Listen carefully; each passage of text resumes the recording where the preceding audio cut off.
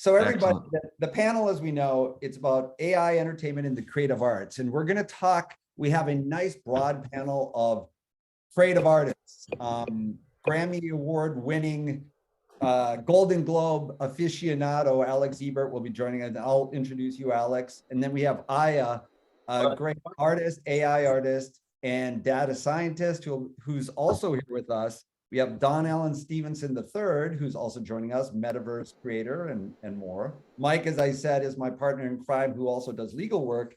But today what we're going to be doing is we're going to be talking about obviously AI and the impact on the creative arts and entertainment and the implications that come from it from a creative standpoint. So really looking at it, we're all creators, what that means for us.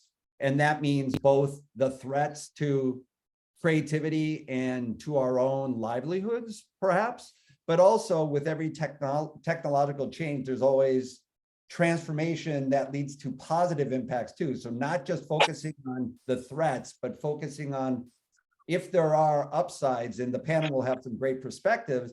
Then we'll also talk about the legal framework and how it's trying to keep up with everything and when things move this fast. So there's a lot of ground to cover. And first, we'll just do some brief intros. But as I was saying at the beginning, for everybody who's in the audience, we will get to your questions at the very end. So write your questions in the chat below or raise your hand. And at the very end, we'll maybe 10 minutes or so, we'll give to some of those questions. So we will address them. But very quickly, I'll kick things off. I'm Peter Csathy, chairman of Creative Media. I'm a legal advisory, business advisory services firm, media, entertainment, and tech. I've been an entrepreneur in the world of media, entertainment, and tech for 30 years. Been a serial CEO, lawyer, business advisor, and always looking at where technology is taking things. And so deep in Web3, but obviously AI is fascinating. And so I met Mike because Mike and I were exchanging notes. And so, and I found Mike's writing to be fascinating, and he tracks things very closely. And then just really quickly, and then I'm going to hand it over. Alex Ebert is somebody who I've respected as an artist from Edward Sharpe and the Magnetic Zeros from the very beginning. And I remember seeing Alex at Coachella and blew my mind. But Alex is much more than that. He's a great artist, but he's also a philosopher. He knows technology deeply, and we've had philosophical talks about technology and the arts. And then I met Aya. Actually, we didn't meet, but I was in the crowd. I met Aya and Don at this AI LA event about a month ago, and they were just great. They had great perspectives. I was very impressed, so I invited them to join. So that's me, and I'm going to turn it over to Mike. And then, Mike, you can turn it over to each of the panelists. Sounds good. Thanks, everyone, for joining. Just quick housekeeping note. If you could just turn off your video and mic, and you might also want to just hide non-video participants. That'll keep us panelists up here front and center. And like Peter said, questions at the end, you can throw them in the chat. But thanks for joining. My name is Mike Kasdan. I have been referring to myself as the least cool person on this panel, but I'm glad to be here with everyone. I'm an IP lawyer at Wigan and Dana. I'm based in New York. I'm also the co-chair of our blockchain digital assets group, and just really like sort of staying on the cutting edge. And AI is one of these areas I've been tracking really closely. I'm also an adjunct professor at NYU Law School, where I teach IP licensing, and really excited to get into it with everyone. And I will kick it over to Alex.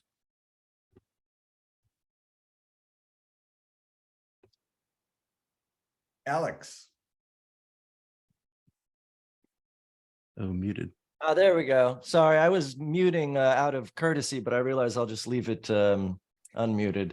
My name's Alex Ebert, aka Edward Sharpe, from Edward Sharpe and the Magnetic Zeros. And yeah, I'm excited to be here. I've been thinking a lot about this, and yeah. He's an understated man, a very humble man. Aya, why don't we kick it over to you? Oh, you're muted. Aya, I think you're muted. Yes, I didn't have control until just now to unmute myself. Okay. Hey everyone, and Peter, thank you so much for inviting me to be part of this conversation. My name is Aya, and I'm a data scientist and an AI artist and the CEO of Creative Aya. And I would say the things that really bring me here is just using, taking what I've learned from data science and what I've learned as just in general creative and being able to somehow make it into AI art and now immersive experiences, which is what my company is developing. So we create immersive, interactive, in-person experiences. Great. And Don. Hello, thank you so much for having me. I'm Don. I go by Don Allen on Instagram and stuff. And my background has been in the animation industry. I was previously working at DreamWorks as a teacher. I taught all of our software to all of our artists. I later resigned in 2020 to kind of pursue my own adventures, related to like augmented reality and virtual reality, things like this. And then how I kind of got to the AI space is that I kind of realized that, I'm a big fan of future proofing and kind of inspiring people to future proof themselves and each other. And I think if we can utilize AI, effectively right now, we can be, preparing ourselves up for a successful future. Not without its struggles, of course, but yeah, that's kind of just how I got in. So a lot of creative technology spaces. Excellent. Don, good to see you. I think it's the first time I've ever held a webinar or even had a video chat with an animal on somebody's head. So that always makes it interesting. Thanks. Yeah, the time and a place. Question. So Alex, I'm going to kick it off to you because obviously everybody's heads have been reeling since ChatGPT really hit. And it's hard to believe it really, I think it was just introduced publicly for all of us to try about 2 months ago. And now in such a rapid fire section, the world has changed drastically, even though AI has been developing obviously for decades. So Alex, as an artist, how do you, when you first internalize this, just tell us your reaction and tell us the reaction that your fellow artists have had in your talks with them about what AI means for you as your art, your craft, and your career. Well, first of all, I've been thinking a lot about, so I had my own personal reactions that were probably somewhat ego-based and whatnot, sort of the obvious things. For instance, there's an AI being developed to spit out scores based on mood prompts, whole scores for movies. And I'm scoring a movie right now. And I just got really amazing at scoring movies. I feel like I'm just getting to the place where I'm like, holy shit, like I'm Ennio Morricone Part 2. And then I find out that you enter a couple mood prompts and you can just get a score spit out to you. Now, the problem with that, if I had a sense of reliance on people's palates and tastes, this wouldn't be a problem for me. But unfortunately, I go over to my parents' house and they have Indiana Jones on TV. And I tell them, what's up with your television? Why does it all look like a weird, like rotoscoped 3D rendering of a bad video game on your television? They're like, what are you talking about? That's a classic. That's Indiana Jones. Like, you don't see what I'm talking about? Like, no, I'm like, let me see that remote. I grab the remote and I realize they have it set for HD Sports, which is spitting out like a frame rate of like 2000 frames per second. Indiana Jones is 24 frames per second. So what you end up with is this weird animatronic thing that looks fake. But my parents didn't notice it. That's the problem that I have. If everyone's tastes were a little bit more attuned, there wouldn't be a problem, because what everything spits out is going to be garbage, because you'd be able to tell it's garbage. But the fact is, most people can't tell. We have a lack of sort of like cultural nuance. We sort of think that that's lame and European and antiquated. So that's one aspect. Like, if I thought people had some taste and they would be able to discern between one thing and the other, or when something just looks whack, that would be cool. But we live in a postmodern time where taste is completely relative. Beauty is completely relative. And that's cool. But the problem with that is that you end up with a situation in which democratization itself is the harbinger of homogenization. And that's, I think, what I'm most worried about. There's a very strange inverted relationship between democratization of taste and homogenization of output. And we see this when we started seeing foods being taste tested. And you start seeing like Nabisco, everyone starts making the same foods. And you see movies being audience tested. Now, all of a sudden, they have the Hollywood ending. Everything's being recut. The number of movies I've scored that came to me initially and were genius, and then they go back, audience test it, recut it based on a wide variety of people's opinions, and it comes back to me and it's shit. It's suddenly like every other movie you've ever seen, because the process of democratization actually leads to homogenization, because you end up with a mean opinion, a median opinion. And I'm afraid that that is just generally what's going to happen. I've definitely seen it happen with music. So I think my general sort of like, and I know this is a reactionary sort of conservative point of view, and I'm not like going along with the tech, but I'm just going to be that voice, I think, for this conversation, where I'm going to say it's going to diminish the quality of our artistic output. Let me ask you this, Alex, and then obviously this is the entire reason why I wanted this panel is to get a broad perspective, but it's very important to get more of the, Alex and some of the people that you're dealing with. Have you had these kinds of conversations with other artists that you know?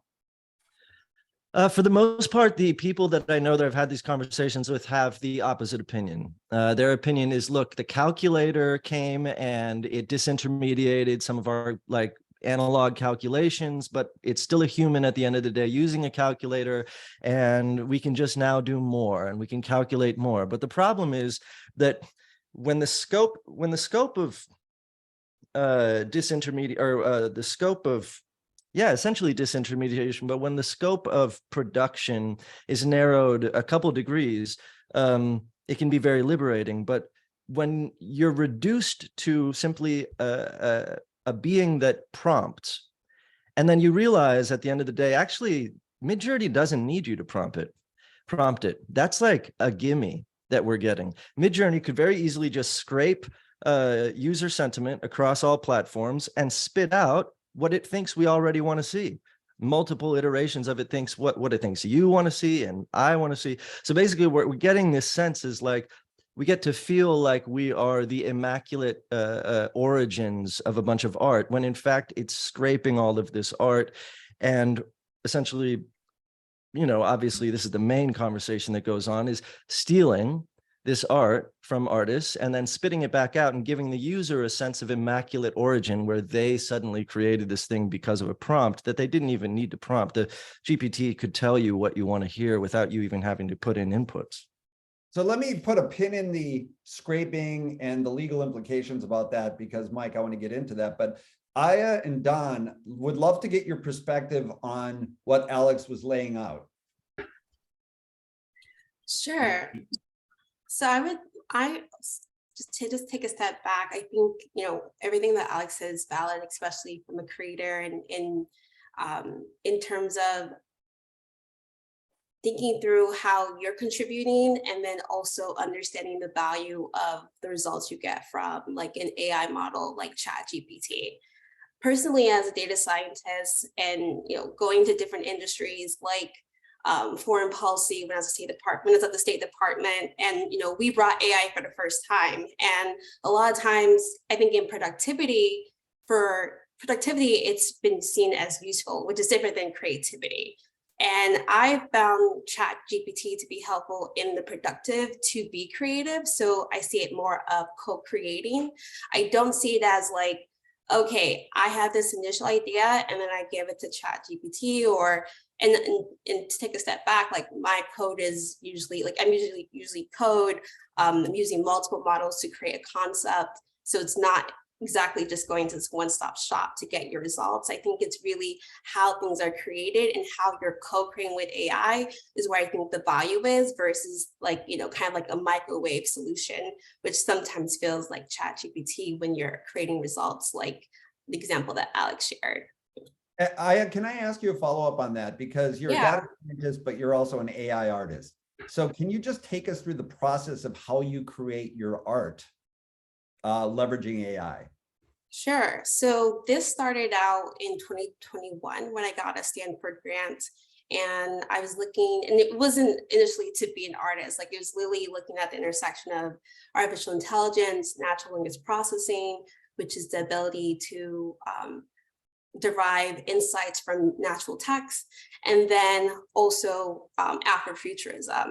So I wanted to really just look at the intersections of, can I co-create with AI to make imagery that was more positive and more, really pushing minority experiences in a similar light as the Black Panther. So it was purely in that creation mindset.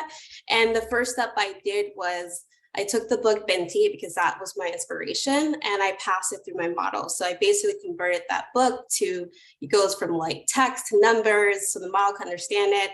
And I use it as a discovery tool. So I really just wanted to understand in this book, what are the main topics? And then where within that book do you find those topics? Like what part of the story, what part of the scene? So again, this is mainly like my discovery tool.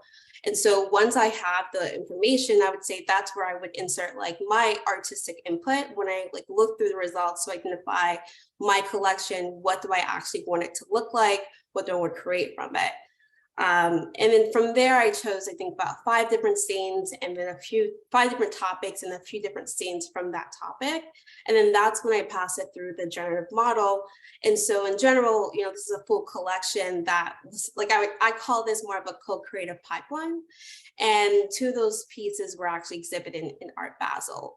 And now we flash forward to 2023, I'm taking it an even step further, where I'm actually working right now with a producer and we're co-creating with AI, but it's more of making a immersive, interactive music experience. So this is in person. This is you, like, similar to Van Gogh, but I would say better because it's interactive and you're getting to like co-create with AI. So to me, it's like, I want to really approach AI from that approach of like, oh, cool, like we did this together, but it's not necessarily, on the lines of what Alex shared, which I think are very valid points of, one-stop shop results or, not really putting any effort into the overall output versus like fully leaning on like a black box model. So Don, I want to bring you into this too. So you've heard the perspectives of Aya and Alex, and why don't you give your own views on some of the issues raised, including the kind of this, the lack of nuance and the artist's point of with the inputs, homogenized output, and but your own perspective on all of these issues that are addressed by this. Yeah, so I'm definitely kind of like a dualist. I'll start off with that. So I think you're going to see both right now. Like we're going to see, people that are kind of going around the same idea and they keep reiterating that same idea and it's not really creating anything new. And then I see other people that are going to take the current ideas and then advance them in places that we haven't like actually ever seen before. So I see both happening. And kind of to Alex's point around, if the goal is strictly just on like, consumption, some consumption behaviors don't actually require or want creativity. They actually just want like programming, like very, very like stuff that is just kind of dished out to them in a predictable fashion. And it just, it feeds them and they want it. And then other people have they crave a creative that actually is not just a passive consumption exercise, but rather one that is like an active consumption exercise where there's like this thought behind it. So I think what you're going to see is that some of this AI generated content is going to appeal to both. We're going to see, major increase in people getting access to passive consumption. And then that could be, in my opinion, not the greatest use of the technology. And then I think you'll see other people use the same tools, same techniques, but then they'll be making content that actually requires people to be critically thinking and engaging with the stories beyond just passively consuming.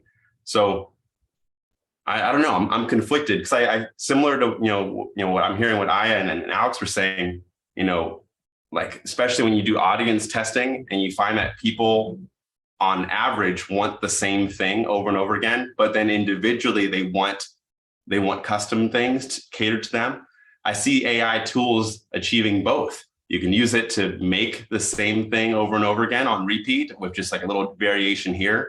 And then you can, and I also see it doing the other way of like iterating on an idea that has never been done before, bringing two concepts together that have never been shared together on screen and coming up with inventive.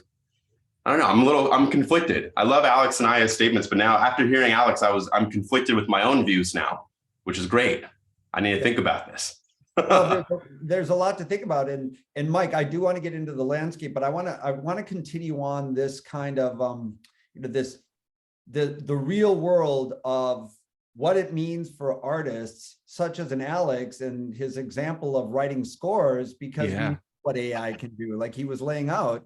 And so the questions of threats, this is putting it all in a pejorative light, and that's not my intent, but I also want to address the real world issues from artists and from creativity in general that Alex touched upon. So everybody's perspectives on, does AI devalue human art by the sheer mass of it all? That's kind of one question. And is there a real threat to jobs out there in the creative community? Because there's a lot of people who are going to be watching this who are in the entertainment creative community business, and that could be marketers who are creating graphic art. It could be, all of us. Mike writes, I write, we all do creative things. So I would love for you, you had a discussion of this devaluation at AILA, and I'd love to get some of your thoughts there on that, about just the real world implications.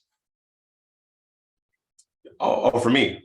Yeah, why don't you start us off, and then go to Aya again, and Alex, I want to come back to you, and then we'll get into some more of the legal framework of where things are right now in terms of copyright and where they're going. Yeah, so I use that word devalue, and I know it's a very triggering word, but what I'm specifically saying is, like, for me, the value of creativity is like endless, but like the value of like monetary is finite.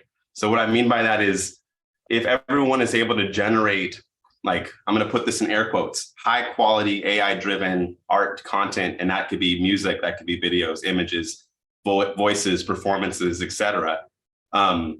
It will make the cost of those things, if they're only represented as digital assets, it will reduce it will devalue, the purpose of that. But I think simultaneously it would increase the value of things that are more tangible, like physical things. A point that I made in the AILA conversation was around that sci-fi book that I read, and I would encourage other people to read, by Neil Stevenson, The Diamond Age. And what they talk about in that science fiction book was they have this technology, there's 3D printers in this sci-fi future, they can print anything on demand, basically from a text prompt. So it made the cost of materials very low. But then what people seem to value in this example was they valued stuff that was like handmade. They loved, like, the elite and the rich in this sci-fi novel loved their handcrafted things because they were truly unique. The machine couldn't have made it. So they were valuable because of that, and it was hard to replicate.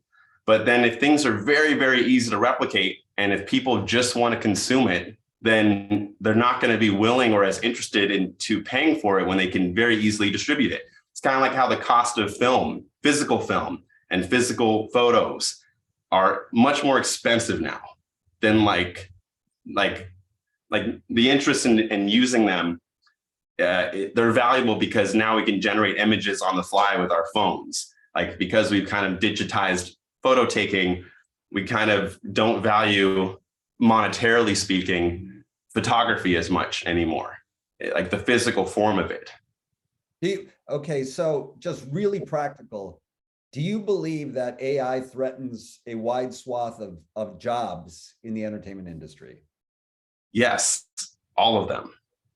Okay, all of them. So what does it mean for an Alex as a creator? As he said, he was, and I'm going to ask you this question. So what does it mean to somebody who's writing scores, writing songs, and there's all these endless outputs that may be homogenized to a certain extent, but to Alex's point, Sure. If that's all we know, if that's what our ears know, that's what our ears know. So do you feel like AI is a threat to wide swaths of the entertainment industry? And it can be not just an Alex type creator, but all of us.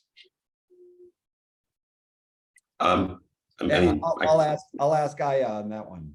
yeah, please.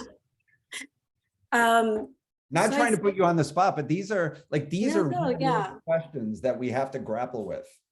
No, definitely. I think they're valid questions. And again, like even as a data scientist, I feel like a lot of times people think we're coming in and like what we're building is going to replace people's jobs.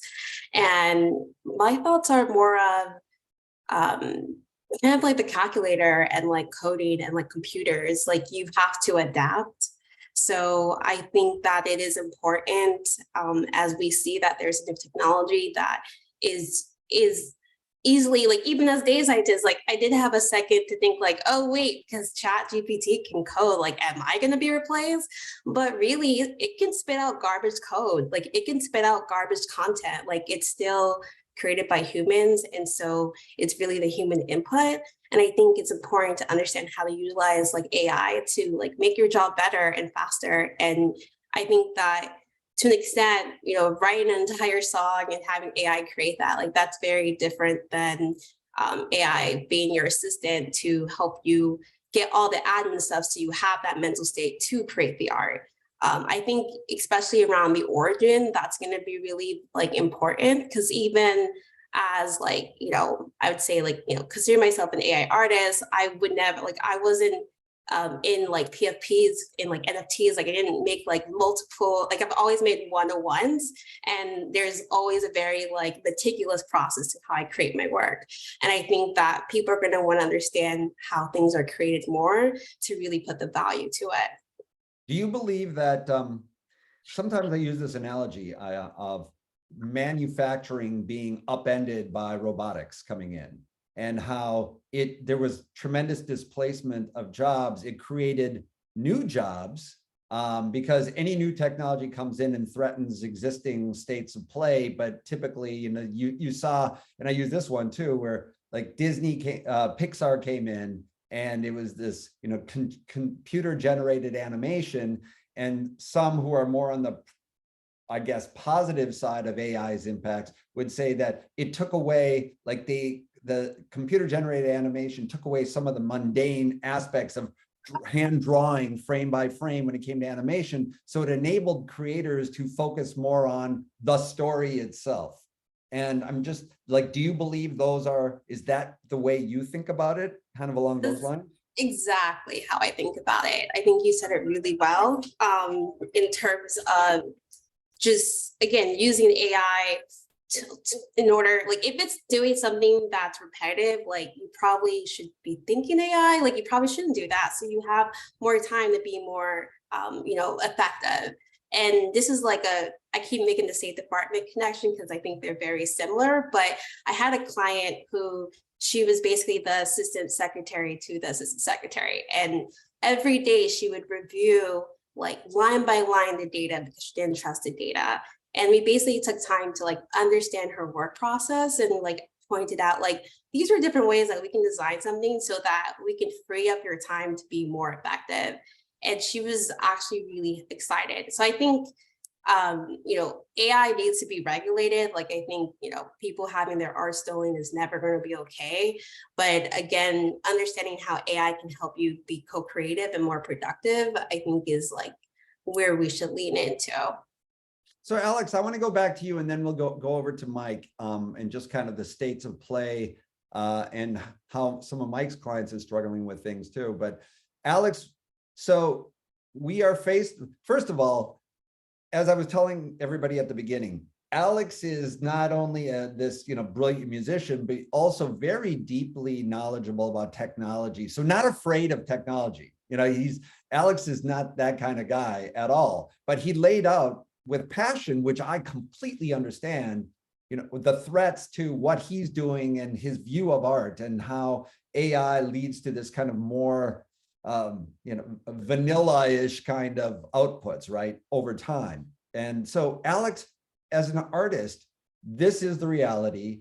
You know, we can't walk away from it because it's here to stay. So how do you feel about it on a going forward basis? Not just the, you know, the concerns, but will you change the way you do what you do?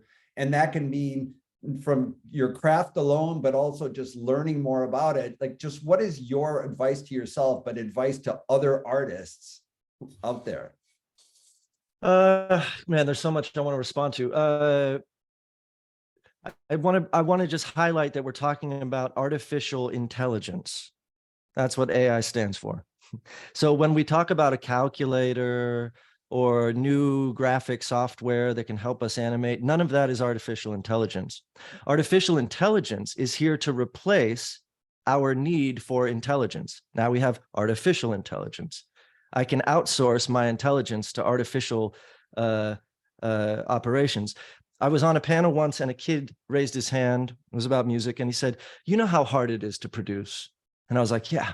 He's like, you know, using Apple loops and figuring out how to use Apple loops. Now, Apple loops are a plug and play sound package where you just like put in a drum sound and it creates a beat. That's what he was saying was like, you know, now the problem with something like Apple loops talk about homogenization. The snare is hitting at the same velocity every single time. Now, it's not even a snare that you recorded. It's pre-recorded, it's pre-produced, pre-compressed. Everything about it is happening in almost identical repetition. Our know-how, our techne, is disappearing. And that's okay. I'm not saying it's not okay, but what kind of experience do we want to have as humans on Earth? We do get to decide. It's not totally inevitable. I mean, I realize that we're totally compulsive beings. And if we said the world was going to end tomorrow unless you all stop innovating for 1 week, like we wouldn't be able to do it. We have some kind of like death drive compulsion towards singularity, right? It's very fascinating in and of itself. But anyway, I wanted to touch on what some of you were saying. I think Don was saying something about, oh yeah, I think, and this comes back to the question you just asked me. I think my advice to people who are interested in still having an experience of constraints. So the thing that I'd like to bring up is like where AI is going to be interesting, this is like a Brian Eno quote, although he doesn't reference AI, is where it breaks. Where are the thresholds, the limitations beyond which it begins to fall apart?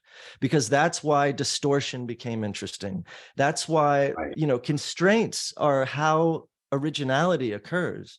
Limitations. So like, where are the limitations of AI? And when we find the limitations of AI, AI might become interesting. The only cool things I've seen AI spit out so far are the AI fails, where it can't do fingers and it makes all these weird images, and where GPT chat is like spitting out nonsense that's just not true. There's a great article about why GPT chat lies so much. And actually it has to do with the fact that GPT chat is organized to please us with its outputs. So it's constantly lying and spitting out sort of non-factual information.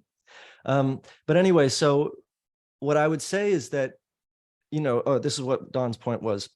We do have an affinity still for the idea of like tangible origins. If we see something artisanal and we're like, oh, that was made by hand and it's a one of a kind and it makes me feel special because it's special. But in order for that to happen, you have to have a sense of a tangible origin.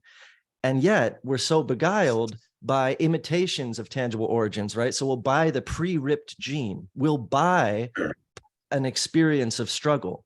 Like struggle is commodifiable, right? And we have all these experiences where like we're buying the thing at Urban Outfitter that looks like it's from Peru and made by hand, but it's mass produced to look like it's from Peru. So we're very gullible for these things because they're so easy. So what my suggestion is like, the more that AI becomes the mainstream, the more the cachet will move from AI to the handmade stuff. And there will be a niche on the outside of, yeah, but it's going to be this sort of asymmetrical cachet. And yeah, and so that's what I'm looking forward to, is actually sort of, you know, raising the flag of humanity outside of the paradigm of AI. And honestly, I'm not very interested in using AI, nor am I really interested in using Apple loops. Every time I do that, it's honestly not that much fun to produce music. It's quicker, I'm more productive, but it's not as interesting for me. I don't reach interesting limitations. I don't end up with an interesting sound that you could never recreate because of the reflections in the given room and the way the velocity and the thing, and I'm hitting, these constraints are important. These failures are important. So it's in two things I just wanted to highlight. One, where are the constraints and failures of AI? That'll be interesting. And two, to forge your own path apart from it. By the way, on that point, because I just wrote a piece about it actually, about the humanity that can never be matched by AI. And I was actually quoting Rick Rubin, and if super producer Rick Rubin, he has a new book about creativity, and it's not just about creativity in music, it's about creativity in everything. But he was saying that he knows, or he works with artists, and they know when something is perfect to them or to their art, not when it has 5 mistakes, but when it has 8 mistakes. And it was just a fascinating quote. But I urge everybody for you to check out Malcolm Gladwell's podcast interview of Rick Rubin, because it gets into all these kinds of issues. But Mike, I want to turn it over to you, because we've heard all of this, which is context, critical context, and you deal with this kind of on the front lines of, okay, there's all this scraping, the training of the artificial intelligence by the existing works that are out there. Let's talk about what the state of play is in the legal landscape today, and then maybe some possible solutions as best they can, and then we'll get into Q&A. Sure. First of all, before I get into the legal, I just think it's, and I'm not the front line, I'm kind of the back line. The rest of y'all are the front line, because I think the reason that we're all here is we all recognize how disruptive and exciting and scary this is, not only to creators, but basically any job. And I think it really pushes us to think about what it means to be human and what intelligence is, just the way other advances in technology have. And I think, when we think about the law, ideally the law is thinking about that as a policy, right? When we get into copyright, like how do we protect and incent innovation, and what is infringement? And so I think that's the backbone for everything. So yeah, I do want to get into the legal side a little bit, but I also wanted to say that I think I just set a new land speed record for lawyers not speaking. I think I went about 40 minutes. So you can all say you were here for that. But on the legal side, I think they're kind of like 3 areas that we're looking at. One is kind of what's happening at the Copyright Office. When you use AI to create a work, or whether it's AI created, whatever that means, or AI assisted, should I be able to get a copyright on it? If it creates an invention, should I be able to get a patent on it? And when I first started looking at this, I thought this was kind of like a cute issue, like, oh yeah, like the robot can be an inventor. But the more I thought about it, the more it's actually quite an important issue, because if we are using these tools and we are creating stuff, and I think folks have said, like, what are you really doing when you're a prompt? Like, when I prompt, one of these apps to create art, am I really doing a creative act such that I have the rights to that? And I think, the implication, if you can't protect this with our current IP laws, and of course, those can change, is it becomes public domain. If there are businesses that are using these things and we're really using it for creative output, protecting it under what our existing IP laws is kind of important. So there's the Copyright Office and what's happening there, and I can talk a little bit. Then there's been a handful of litigations that have been filed, like 3 or 4 just in the past months, against some of these AI apps like Stability AI and Midjourney, basically asserting either copyright infringement or trademark infringement, or focusing on this scraping of data sets, because all these AI apps rely on training from really large swaths of data. So sites like Getty Images that have millions and millions of photos, that this AI will then crawl through and then spit out something. Getty is saying, hey, wait a minute, I want to license that to you. I want to give you permission to you. I don't want to just take it. And the artists that have contributed their work to Getty, or who haven't, are also saying, hey, wait a minute, that's my art and you're creating something from it. So those are that's kind of the landscape, and currently, at the patent office, at the Copyright Office, I should say, currently the position is, there've been a couple things going on, is that a purely AI created work is not eligible for copyright or patent protection. There's currently a case where this British doctor is challenging that. It's currently, he's saying that, if you look at the Constitution and you look at the Copyright Act, it's not limited to humans. So that case is churning its way through. But, so far the Copyright Office is saying if it's AI created, you can't register a copyright for it. The difficult question is, what about AI assisted? And the Copyright Office, I think just today, I saw a reference that they're going to be putting out some guidance on this, which I think will be welcome. Oh, wow. But so using this as a tool, there's a woman who created a graphic novel called Zarya of the Dawn, where she created the chapters and the story and the arc, and then she used AI to create the images and registered the images, and the Copyright Office registered it, and she went out and said, hey, I got the first registration for an AI assisted work. The Copyright Office has since backtracked, and they're going to now look to cancel that. So where that line is between AI assisted and AI created, I think is still pretty up in the air, and it's kind of an interesting issue. In terms of the courts and stuff, these litigations that have been filed, there are a couple. One is a class action lawsuit brought by a set of artists against Stability AI, basically saying, like, look, what ChatGPT is, or what Stability AI is basically like a pastiche kind of tool. It copies existing stuff and mashes them together. And that focuses on the ability to produce for some of these apps art in the style of an artist, right? Like, I want to produce art in the style of Picasso or a modern day artist. And so that's the focus. So they've said in that suit, well, that's copyright infringement. You're copying; those are derivative works. And I think those lawsuits, it's really unclear. I think those lawsuits kind of face a tall uphill battle, because it's not clear to me that there's actual copying going on. There's a data set that exists that it trains on. It's also not clear to me, a defense that often comes up in copyright infringement is transformative use, fair use. Like, I'm not copying it, I'm taking it and creating something new with it, and I should be allowed to do that. There's a Supreme Court, a non-AI, just straight up art Supreme Court case now involving Andy Warhol, who made kind of one of those Andy Warhol, quad prints with a photo of Prince, the guitarist. And the question is, did he transform it, or is it just copyright infringement? So I think that suit is hard. There's another suit that Getty brought that says it's also trademark infringement. Those suits are at the very beginning, and it's going to be tough. It'll be interesting to see like how they shake out. But it's far from clear that existing copyright or trademark laws are going to, be slam dunk wins against these AI apps. What the last thing I'll say, just one last point is that I think it's interesting. Like, these apps can be used in infringing, or they can be used obviously for lots of things, right? Write code, create movies, get me the answer to this, do search. So what's interesting, I think, is I think it's a different story when maybe a user says, hey, I'm going to use this in an infringing way. Like, if I, through my prompt, say, hey, I want to make art that looks just like Don Allen Stevenson's piece, and here it is.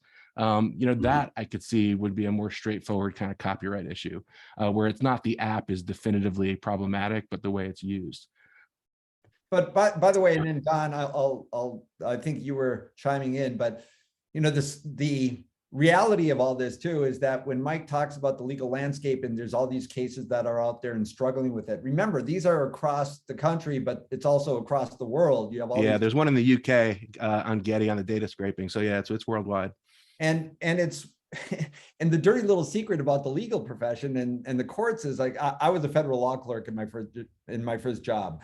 I was this kid fresh out of law school making decisions that impacted people's lives. And so it's not like just because we put on the robes, or the judges put on the robes, and you have juries, that there's a right answer here. So that's why, like, tracking everything that Mike is saying is so critical for everybody, including Alex and Aya and Don and everybody who's out there, is because there is going to be this pastiche of results. And ultimately, what is the right result? What is the wrong result? There is no answer to these things, but society is going to have to try to find a way to put some guard details on this. So I do want to get into solutions, potential solutions, but Don, go ahead.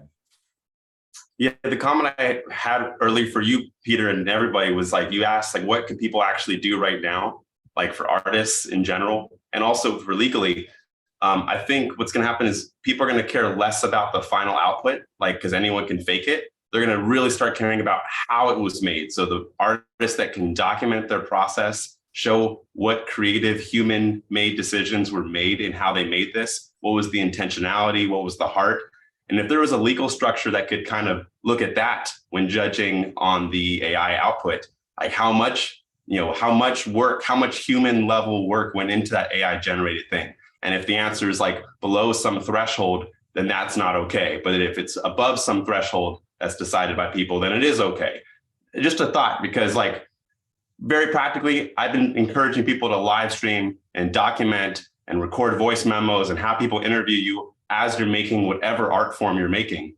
And then have that be a part of the art piece, have that be the story. I feel like humans are very narrative-based beings. We love story. So like, if you don't have a story that shows that you put human level love, energy, and heart into that thing, then it's just an AI generated automation, homogenous nonsense. But if it's like, whoa, this person put a lot of actual blood, sweat, and tears, and we can measure that, we can see that, we can record that, then maybe it might, I just wanted to put that out there because I didn't offer a good solution earlier, but I was thinking that one might be one potential one. That's a great point. That's a great point about connection, I think, and connecting through art and the process. I think it's a great idea. And the other point I wanted to make, aside from the IP law stuff, and someone mentioned it, but regulations, are we going to have regulations or technologies that help us to identify when something is AI created versus not? There are other countries like, China is being really aggressive about rolling out AI and putting out regulations like that. And I think in dealing with some of these, larger than law cultural issues, those types of regulations, I think, become really important. Yeah, and the breadcrumbs that you were talking about, Don, it was one of the words that you're using a lot, and I was using a lot at the panel, and everybody at the panel, which is the concept of provenance, which helps. So provenance is the aspects that were from you, by you, the creator, that ultimately resulted in the creative output. And so capturing that, if there are ways for the legal system or whatever, all systems to be able to measure the provenance, and that will help define that there was real human creativity behind this thing, and that some sector of society will value the fact, this gets to your point, Alex, that we'll get to that will appreciate the blood, sweat, and tears and humanity behind it, that will, I believe, I believe that there's something to the human soul that has a unique connection that an AI can't match. And that gets into things like the fallibility of it. One of the examples you used, Alex, that I thought was great was the drum machine, and how, you have this looped drum, the snare drum, that's perfect. It's perfect. And so it keeps the beat perfectly. But no matter how good a drummer is, an actual human drummer, it's never going to be perfect. And that leads to, that imperfection leads to a different kind of sound that may have it will have a different kind of connection to at least a certain audience that's out there. So I think that all of those pieces are interesting. And on the solution front, I want to just lay out one thing that I was thinking of, because I was trying to, as I was doing my writing about this, and how can we even start thinking about copyright infringement from a practical standpoint? Like, how can that be measured? So that we know all the different, everything that was scraped that came into the outcome, the output. Well, one of the things that when I was at the AILA event, I saw a company, and I was talking to the founder behind a company called Lore Machine, L-O-R-E Machine. And I thought they had an interesting approach where right now they're creating graphic novels, AI generated graphic novels. And the way they work is that they partner with artists who want to be in the pool of, from which the quote unquote scraping or the training is done, and there's a pay, so they opt in to this system. And so the output is based on the opt-in works that have been training the system. And then there's a monetization aspect to all the artists who are within that pool. And I thought that was interesting. I thought the opt-in nature and then artists like an opt-out, opt-in. I know there's a lot of those concepts that are kind of floating around out there, you know, how practical that's going to be. But I do think that the lore machine approach is a nice direction, at least, you know, one trying to be a solution out there. So I know we don't have much time. We have a few minutes, and there's a lot of questions in the side, and I haven't even looked at them. But first of all, those who are watching, you see there's feedback from Alex and Mike, and I think all the panelists have some comments and also pointing you to different articles and posts. And so I urge you to take a look at those. But if anybody has, I want to open it up first to the panelists, because I want to make sure everybody had a chance to convey a critical aspect that they wanted to convey. So Aya, is there anything else that you'd like to bring up before we get into the questions? Thanks for asking. Thinking about it, I think one thing I would just want to add on is, Alex, you made a point of how AI is artificial intelligence and it's replacing intelligence. I think that's like a strong definition of someone who does this daily, because it's not necessarily, like, at least in some cases, maybe that is a case, but I wouldn't say that's like an absolute definition of everything that AI does is so that we don't think and we completely take their intelligence. I think with the example that you shared in terms of like the graphic novel and having a bunch of artists co-creating with AI is a good example of that. Of building upon and building something together versus just having a black box. And that's when I say, like, I think a black box is a good example of that, where you have no idea what's happening. It's like, the model gave this to me, I'm gonna trust it. And that's not the approach that I'm suggesting. It's more of a very collaborative, co-creative approach. So I want to, because I'm looking through and I'm trying to do my best I can to raise some of these points that are made by people. So I'm going to just read a couple of them that I find, because there are less questions than comments. And so in no particular order, Nicholas, thanks for joining. So he says, honestly, thank God Alex is here and not laying out threats to himself. None of us don't take that personally, but it's great to hear this. Not laying out threats to himself and his art, but to all of us as feeling living beings. So it's the humanist thing. From my perspective, it seems that the productivity fetishists don't see the bigger picture, as their eyes are on a different kind of prize. I hear tired metaphors like the calculator regarding how AI will affect certain jobs, but not much about the larger implications on the experience of being humans on Earth. And there's plenty of conversation about what AI is now, but very little foresight about what it will be in just a few years or less. I mean, that's a very big issue. And I think it's worth tackling a little bit, where I'll give my perspective. I have no idea how I feel about it, quite frankly. I feel about it like it's here. I can't put my head in the sand. I write, I do a lot of writing. I put a lot of time into it, You know, I think I'm pretty good at it. I put it out there, and there's no question that I absolutely believe a lot of jobs will be lost. I think that there is, I want to believe, as I conveyed, that there's something about humanity that no matter how sophisticated AI gets, that will be appreciated and that will be differentiated. But, you know, that's the only perspective I have, that we all have to just be very stoic about the fact that this is happening. And so we convey the humanist aspects of it, and don't forget that at the same time we need to like stay on top of the developments that are happening and find ways as best we can to leverage the technology without losing our souls. That's my perspective. So Alex, why don't you give a little bit? I want everybody to get a chance to chime in here before we end.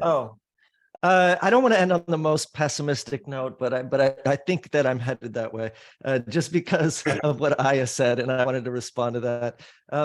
I agree, and also what you had mentioned about the comment that said, you know, we're at the beginning of this, and so to judge it as, hey, look, it's all good.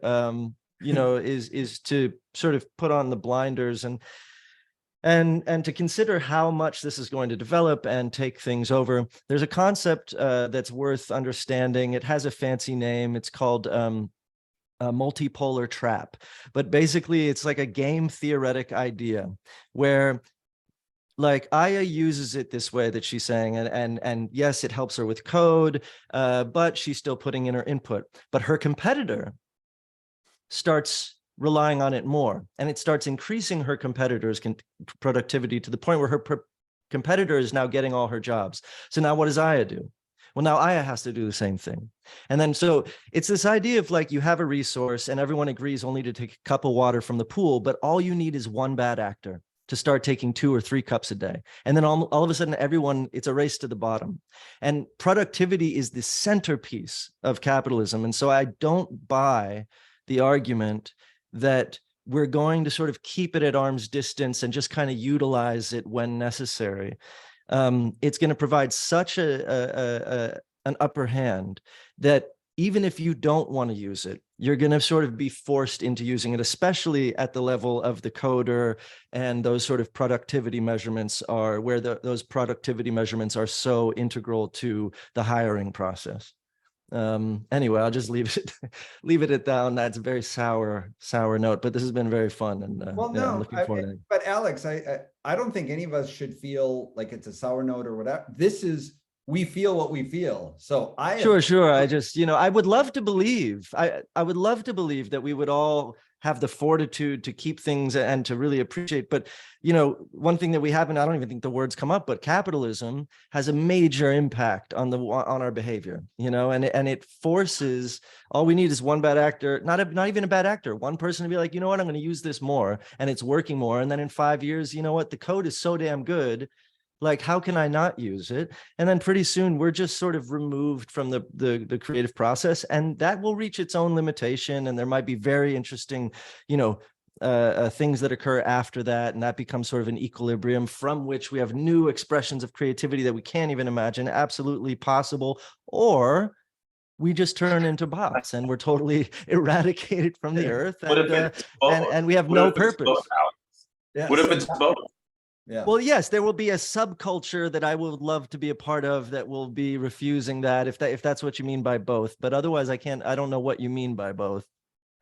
Well, do you mean like might go off-grid living? Like, I can imagine people completely opposed to this. They say, you know what, I'm opting out of capitalism. Fuck that. I'm out. Isn't that also just possible? Of course, and that'll be great, but it won't be it'll be asymmetrical sort of social structure, and it'll be the few, but it'll be cool for that reason, and it'll be interesting, and everything's probably going to be fine, everybody. But my point stands. That's a fantastic point. I love that. Everything will probably be fine. Yeah.